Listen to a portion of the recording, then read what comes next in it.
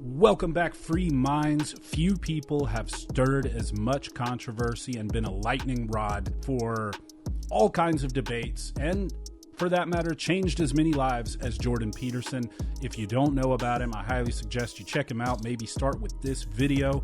Jordan has had a massive impact on my life and the lives of many people across this world. He's published many books that are essentially advocating personal responsibility, getting your act together so that you can be a positive impact in this world. However, he has many detractors, and there are few people who get under the skin of leftist, postmodern fanatics than Jordan Peterson.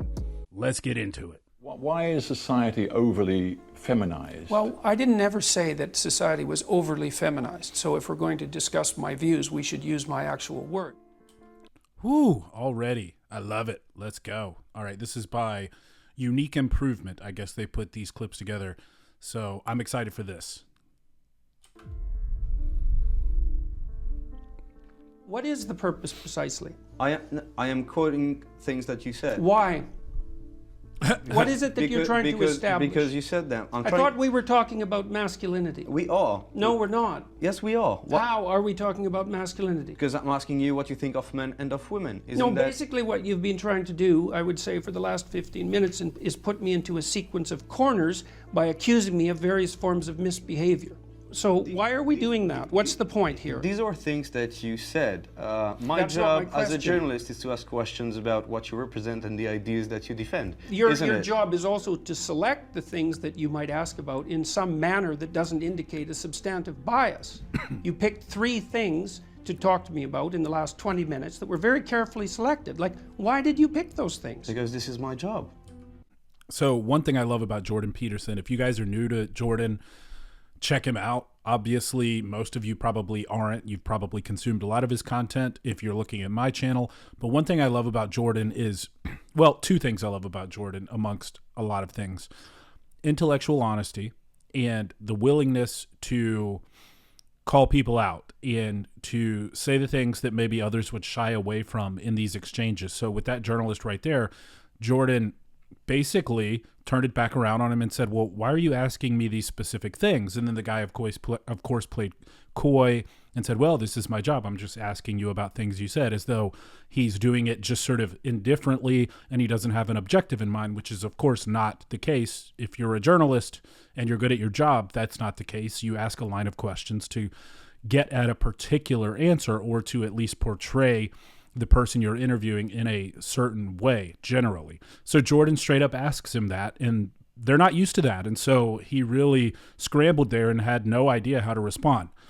Just keep that in mind as you watch these exchanges. This is a theme throughout Jordan's interactions with people who are clearly trying to paint him in a negative light, clearly trying to back him into a corner and get that soundbite. And he doesn't allow it to happen. But at the same time, he asks his questions and responds in a way that he is trying to get at the truth. He is a true intellectual in that he is open to ideas and exploring topics. So those 2 things I really like about him. Anyway, let's keep going on this. Should your right to freedom of speech trump a trans person's right not to be offended? Yes. Because in order to be able to think, you have to risk being offensive. I mean, look at the conversation we're having right now. You know, like, you're certainly willing to risk offending me in the pursuit of truth. Why should you have the right to do that? It's been rather uncomfortable. Well, I'm very glad I put you on the spot.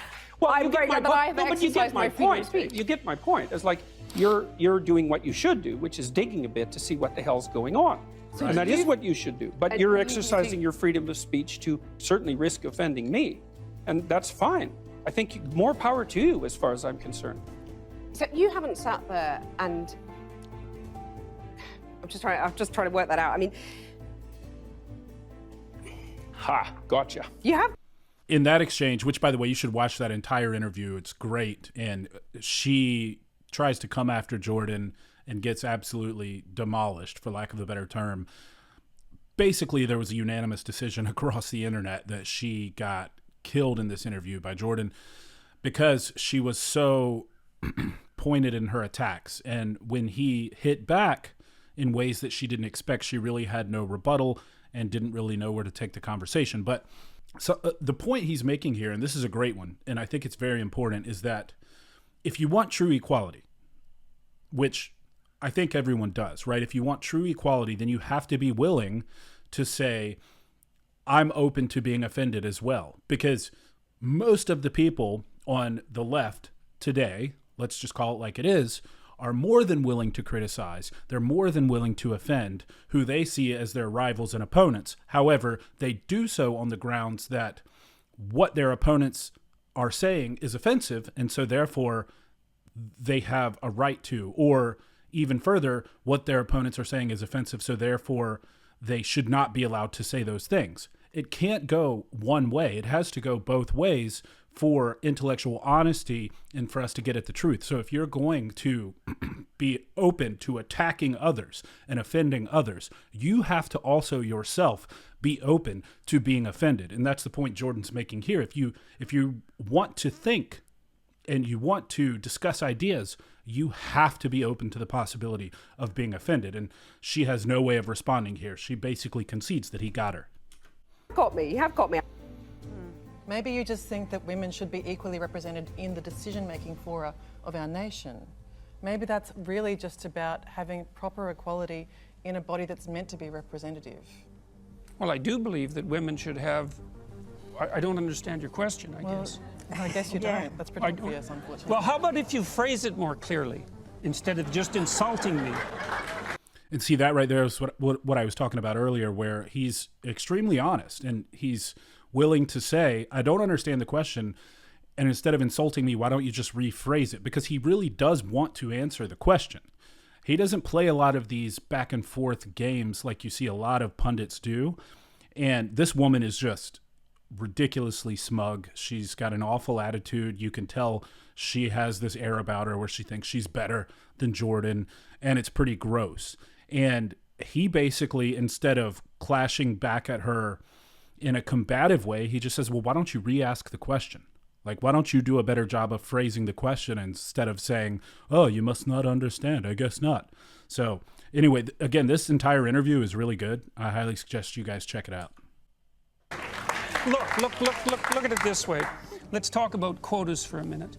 So there's a very wide array of jobs that are fundamentally done by men. So, for example, Member of Parliament, 99.9% of bricklayers. Look at her, just interrupting him, ignoring him. I'm happy to give my minute to Jordan. 99.9% of bricklayers are men. Should we have quotas for women? Is bricklaying representative democracy? That has nothing to do with the question. The question is if there's evidence of structural inequality and oppression because women aren't precisely represented at 50% in all professions at all levels, then why don't we have a conversation about having women represented in all professions at all levels? Why do we talk about the C-suite, for example? Why do we talk about politics and positions of power? Why don't we talk about it across the board? That's exactly right. So that's called having your cake and eating it too. And you see this a lot, especially from more radical feminists and people like this lady who has the worst combination of low IQ and high confidence. When you put those together, you get a smug, awful, gross human like that. And Jordan makes a great point here. He's like, you talk about wanting equal representation and wanting essentially men and women to be reflected in professions as they are in the general population, but you're very selective in those particular professions where you want that to occur. How about in the awful jobs that men do almost exclusively? And of course, she doesn't want that. I don't want to be a bricklayer, but I do want women to be equally represented in positions of power. Well, you can't have your cake and eat it too here. If we're going to pursue quotas and we're going to talk about equal representation for men and women, then you got to take the good with the bad. But they don't want that. It's just like if you're going to say you want straight equality across the board, theoretically, if you're going to hit a man, he can hit you back. I disagree with that. I think that that is very bad and men should not hit women. But if you're going to extrapolate out the logic of that argument, that's where you land. So he's pointing out how contradictory essentially her way of thinking is, and how she's just trying to cherry pick certain aspects of society where she wants to apply her ideology. Well, that's my idea of the patriarchy, which is a system of male dominance of society. This one's good. That's not my sense of the patriarchy. So what's yours? Well, in what sense is our society male-dominated? The fact that the vast majority of wealth is owned by men, the vast majority of capital is owned by men. Women do more unpaid labour. A very tiny proportion of men, and a huge proportion of people who are seriously disaffected are men. Most people in prison are men. Most people who are on the street are men. Most victims of violent crime are men. Most people who commit suicide are men. Most people who die in wars are men. People who do worse in school are men. It's like, where's the dominance here precisely? What you're doing is you're taking a tiny substrata of hyper-successful men and using that to represent the entire structure of Western society. That's right. There's nothing about that that's vaguely appropriate. But I could say equally well that most rape victims are women. Terrible things happen to people of both sexes. And you could say that with perfect utility, but that doesn't provide any evidence for the existence of a male-dominated patriarchy. Well, it just means that terrible things happen to both genders, which they certainly do. But there are almost no women who rape men, for example. So that is an asymmetry there in sexual violence. Well, yes, there's an asymmetry in all sorts of places, but that doesn't mean that Western culture is a male-dominated patriarchy. The fact that there are asymmetries has nothing to do with your basic argument. This idea that society is a male-dominated patriarchy essentially ignores the fact that Jordan just highlighted there, which is that the individuals in the lowest positions of despair, almost exclusively across the board, are men as well. So what you have is a small group of men who are extremely successful, and that's because men tend to occupy the extremes of the distribution when it comes to a lot of character traits. That's how you get a Jeff Bezos. That's how you get an Elon Musk. That's how you get a Bill Gates. That's how you get all these hyper-successful, high-performing men. But men who are in the middle of the distribution, your construction workers, your blue-collar guys, whatever you want to call it, they are not in any position of dominance in the social landscape. And he's pointing that out to her and rattling off all these statistics of, men commit more suicide, men do worse in school, men go to prison, men die in wars. All these things are completely true. And her counter to that is, well, women get raped more. So as Jordan highlights, well, yes, they do. And that's awful. And rape is awful. And you should condemn it, right? He doesn't say that, but I'm saying that now. But that doesn't mean it's a male-dominated patriarchy. It means bad stuff happens to both genders. If nothing else, it means that it's not a patriarchy at all, because bad things happen to men, bad things happen to women, and that's life. Life is cruel, life is punishing, life is tough, and we're all in it together. And men and women should work together in a cohesive family unit, by the way, is my belief. But once again, he does a great job of picking apart her argument and really turning it back on her and saying, well, here's all the bad things that happen to men. Men are, again, in the lowest positions of despair in society. So how do you sort of square that with your idea that it's an oppressive patriarchy? It's really a system that's a hierarchy in general, where the top performers rise to the top, period, no matter what. There are females in the C-suite. There are females who found companies. There are females who are absolutely in the highest positions in society. And it's not completely dominated by men. It happens to skew in that direction because, again, men exhibit character traits in large part because of testosterone that puts them in these positions, because they're more aggressive, because they don't have to have children, because they can work long hours and not miss work and climb the ladder. And look, we've put things in place to sort of adjust for that, right? In corporate America, there are a lot of policies that support mothers, and that's great. But it's not because there is this male-dominated patriarchy that's just always existed and will always continue to exist. Look, men have to sign up for the draft. I had to sign up for the draft when I registered to vote. My wife did not. All right. There are a lot of responsibilities placed on men that aren't placed on women as well. So once again, we shouldn't be bashing our heads together, arguing which is in a more disadvantaged place in society. We should acknowledge that we're different but equal and work together to elevate the quality of everyone's lives that we possibly can and to do good in the world. Let's keep going. what is your this one's answer good. to young people for some of the really big problems facing humanity, like the climate catastrophe, like economic crisis, like the precarious job market? Because they just don't, like, you talk all this much about individual responsibility. Most of us are never going to be able to afford to have all of these assets to have responsibility over. So what is your advice beyond banal comments like clean your room? Ooh. Look at him. It's actually rather difficult to answer a question that ends with your comments are banal politely.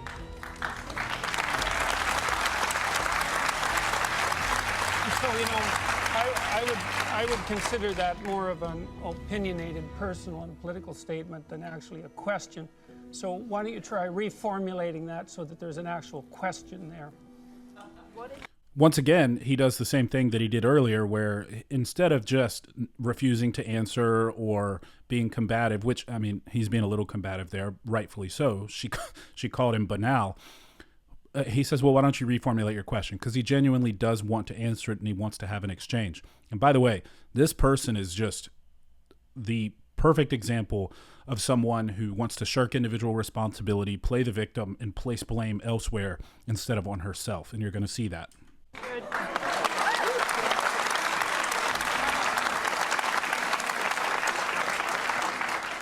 So what is your advice to young people when you talk about you need to be individually responsible, but when there are things that are so far out of our control, like climate catastrophe, like the precarious job economy, like the They're not as economic far crisis, out of your control as you think. What is your answer Do you to think people that who you're are worse facing off these than questions? you think that you're worse off than your grandparents?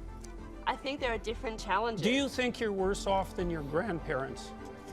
I think that Jordan, once again, we're not going to cross-examine our questioners. Fundamentally, I'm a psychologist, and my experience has been that people can do a tremendous amount of good for themselves and for the people who are immediately around them by looking to their own inadequacies and their own flaws and the things that they're not doing in their lives and starting to build themselves up as more powerful individuals. And if they're capable of doing that, and then they're capable of expanding their career.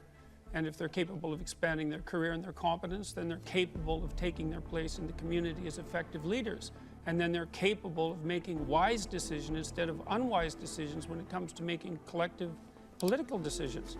I'm not suggesting in the least, and have never suggested, that there's no domain for social action. I'm suggesting that people who don't have their own houses in order should be very careful before they go about reorganizing the world, which happens in many ways. Look at her face. Can I just... Again, that's a perfect example of, look, I am not going to belittle someone's physical appearance, but let's be objective here. That is, in my opinion, a woman who probably does not take a lot of personal responsibility and pursue excellence in all areas of her life to try and be a positive impact on the world, right? She's clearly not in the best shape. She doesn't take great care of herself. Her line of questioning supports that, right? She's like, well, we can never do all these things that you talk about, like cleaning your room and taking care of yourself and being a pillar of your community and standing up straight and speaking clearly and all these very simple things that the majority of people who complain about social inequality and the state of the world and the climate crisis, etc., are probably not doing in their lives, right? And if she actually gave it a chance, she would probably find that her life would improve and she'd be in a better position to positively impact the lives of others. But again, this isn't someone who wants to do that. She wants to play the victim and she wants to take no personal responsibility and actually put in the work to make changes.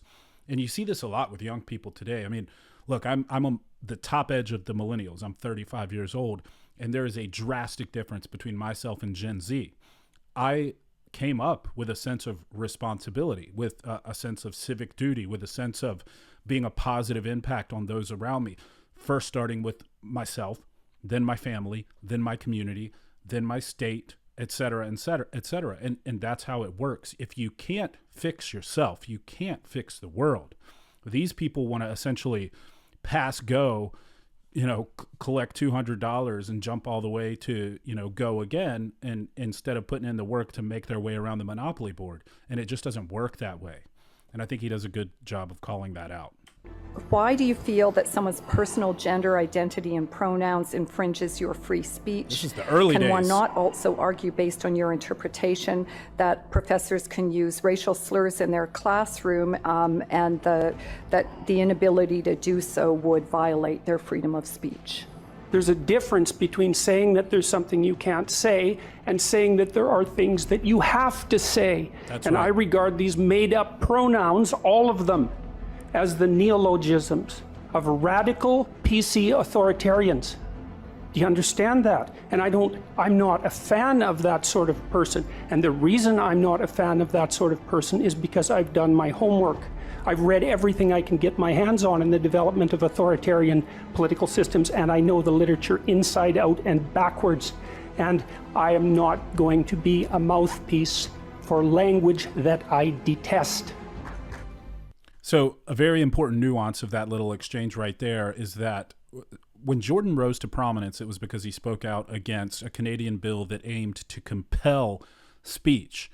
And if you didn't comply, you could be essentially arrested or fined or penalized in some way by the state, right? So, for example, using someone's pronouns as they prefer, and if you don't, you can then face legal consequences. So that is saying you must say a specific thing or there will be penalties.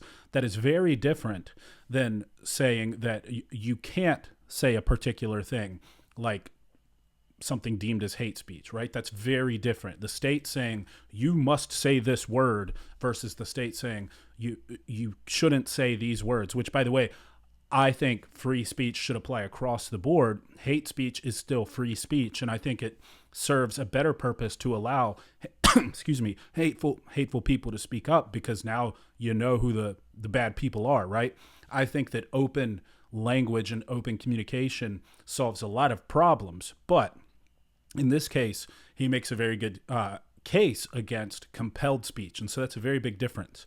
I think a lot of people ignore that nuance, especially people who are detractors of Jordan's, and they think that he's just opposed to trans ideology. He's given the example many times that it's not the trans thing, it's the compelled speech thing. So it doesn't matter what it is. If you're saying, hey, I am the government and you must say these words or you'll be penalized under the law, he's against that, full stop. We had that series of statements from you. Speaking clearly is one of your 12 rules. And I wonder why it is that in a situation like that and in many other situations, what actually happens is that you sow confusion. I don't sow confusion. The journalists that interview me sow confusion. Well, The woman who wrote the New York Times happens? article. That For you her, get misinterpreted in your views so often? With her, it was absolutely clear. I spent 2 days with her, and we spent 30 seconds talking about enforced monogamy, and she's a very smart woman, and she knew exactly what I meant, and chose to make that the centerpiece of the article for I would say, to attract attention in a way that was completely inappropriate. But you know it's not just a journalist from the New York Times. You know that this happens over and over and over.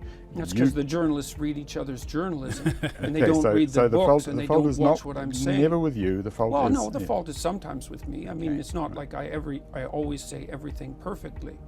But there's no, it's getting dull to read the journalistic accounts because they're just mirror images of everything that's been written over the last year and a half. And the same old things. There's 10 epithets that are generally thrown at me, every one that you can possibly think of. And people have gone over everything I've said to my students for the last 30 years, almost all of which is recorded, and found absolutely no evidence for any of that, even once. I would say that there is a lot online of journalists actually trying to interview seriously, trying to get towards a proper understanding, and that what you just said to me is a very common thing you say.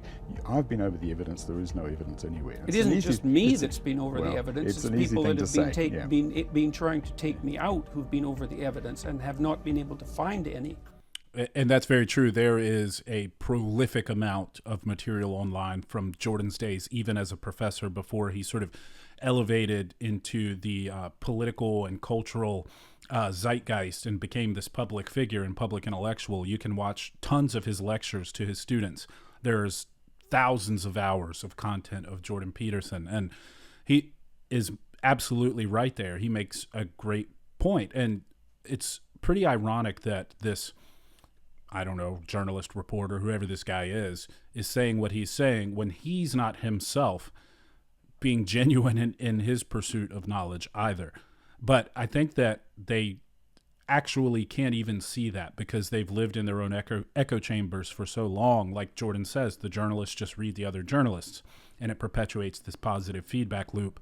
And the great thing about the decentralization of media today and tons of independent journalists today who are concerned with the truth because they're not beholden to corporate stakeholders, because they don't get their funding from large companies. They actually crowdsource their funding from their viewers and readers, is that they are pursuing truth, and he is able to get his message out there and the people can see.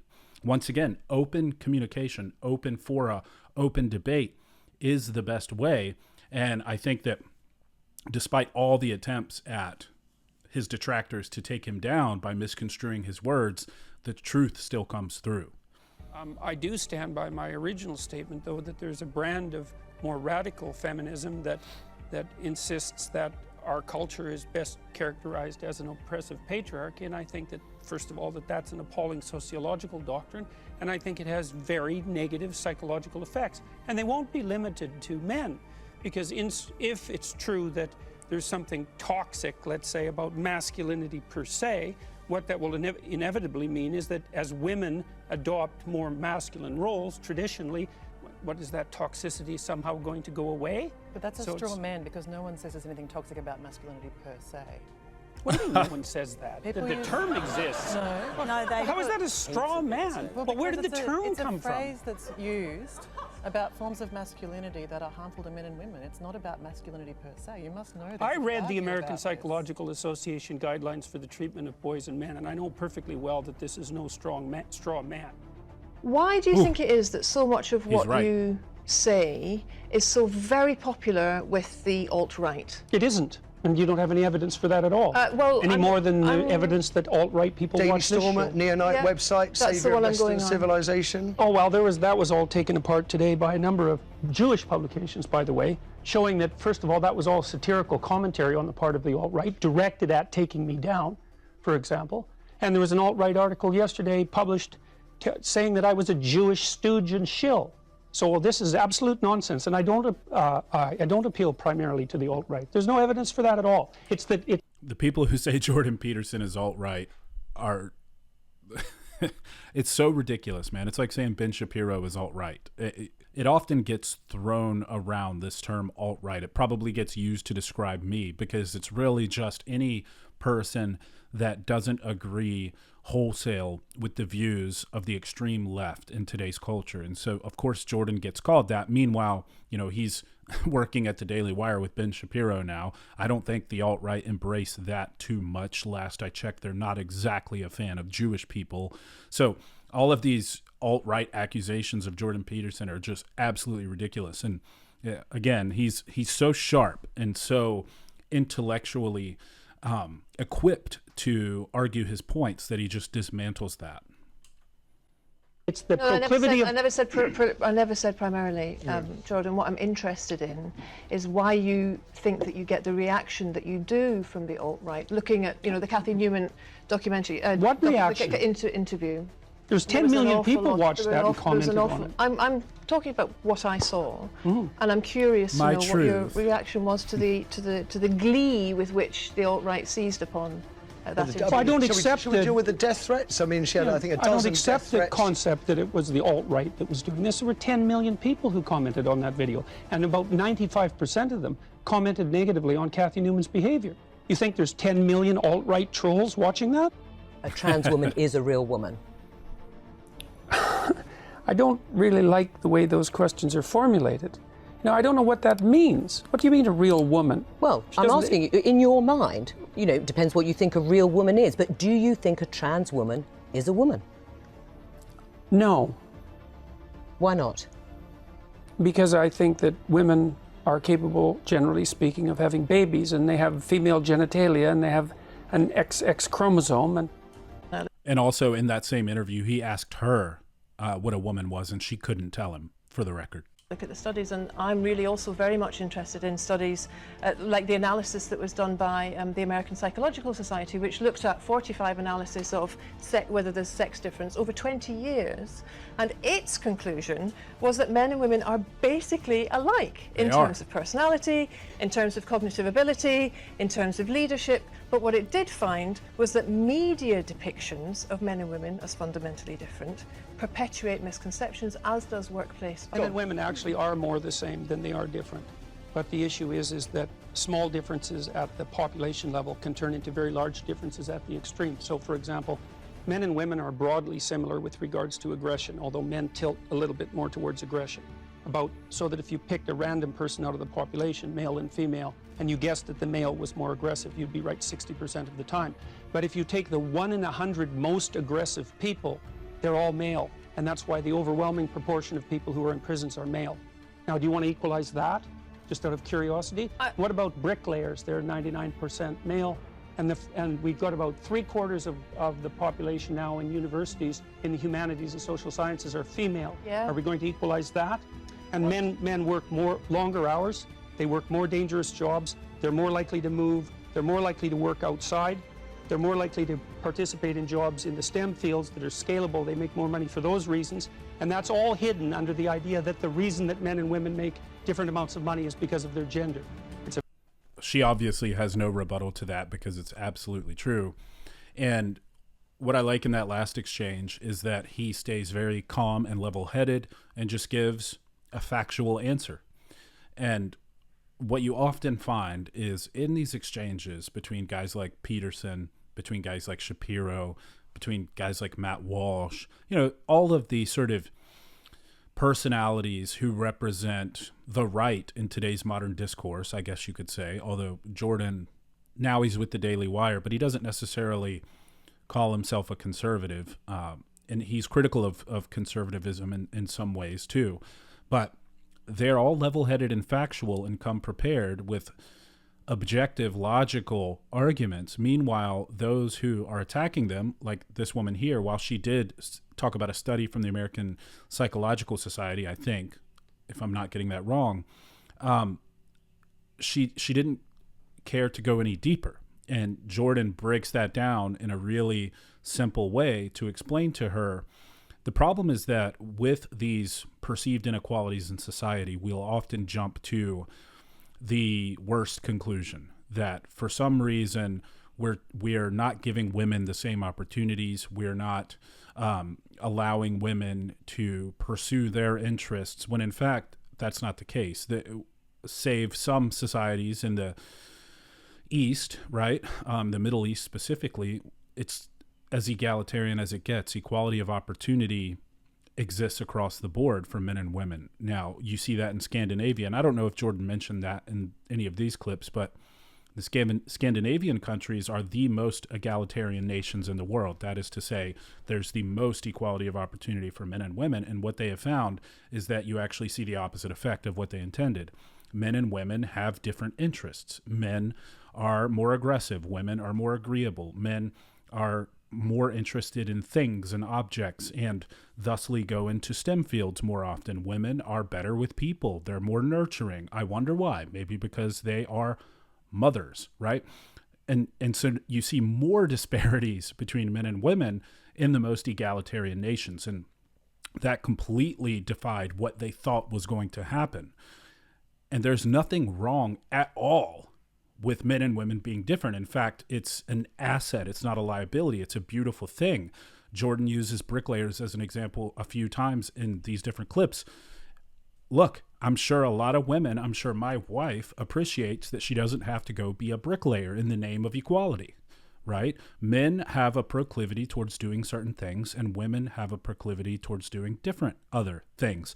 That is not to say that you can't have male nurses, you can't have male teachers, you can't have female bricklayers, you can't have any number of different genders doing different things. But when you look at the population level and the interests on average, they skew in different directions, and that's totally fine. We're different, and that's beautiful. I hope you guys enjoyed these clips by Jordan Peterson. If anybody is new to Jordan, I hope this will send you down a rabbit hole of looking at his material online.